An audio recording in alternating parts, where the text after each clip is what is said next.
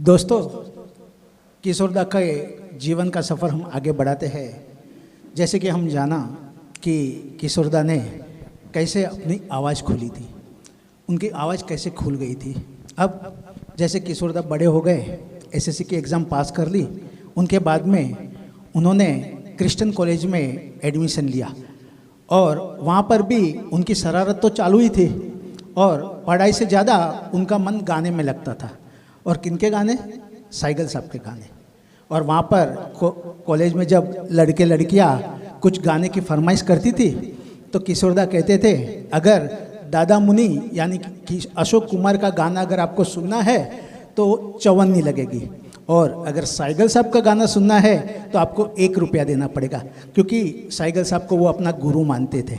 और इसी चक्कर में न पढ़ाई करने की वजह से कॉलेज ने उन्हें रेस्ट्रिकेट करने की धमकी भी दे दी। और ये बात जब उनके पिताजी कुंजालाल को पता चली तो उन्होंने किशोरदा को, यानी तभी तो उनका नाम आभास था, आभास को बॉम्बे अपने बड़े बेटे अशोक कुमार के पास भेजने के लिए फैसला कर दिया। अब छोटे आभास को तो अपने सपने जैसे सपने साकार हो रहा था ऐसा लगा, क्योंकि उन्हें तो सिंगर बनना था और उन्हें लगा कि मैं जैसे ही बॉम्बे जाऊंगा मेरा सपना साकार हो जाएगा। लेकिन दोस्तों, सपने इतने इजीली साकार नहीं होते हैं। सपने अगर सही करने हो, सच में सपने को अगर पिरोने हो तो मेहनत तो करनी ही पड़ती है। देखते हैं किशोरदा की मेहनत कितनी रंग लाती है अगले सफ़र में। लेकिन उससे पहले 1982 में आई बेमिसाल फिल्म, उसका एक खूबसूरत गाना आप सबके सामने लेकर आ रहे हैं हमारे और एक कलाकार जगदीश जी।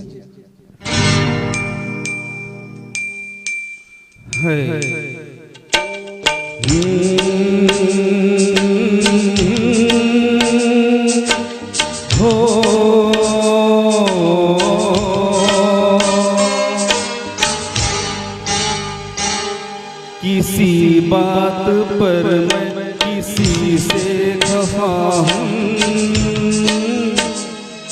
मैं जिंदा हूँ पर जिंदगी से खफा हूँ। किसी बात पर मैं किसी से खफा हूँ, मैं जिंदा हूँ पर जिंदगी से खफा हूँ। हो खफा हूँ, खफा हूँ, खफा हूँ। किसी बात पर मैं किसी से खफा हूँ।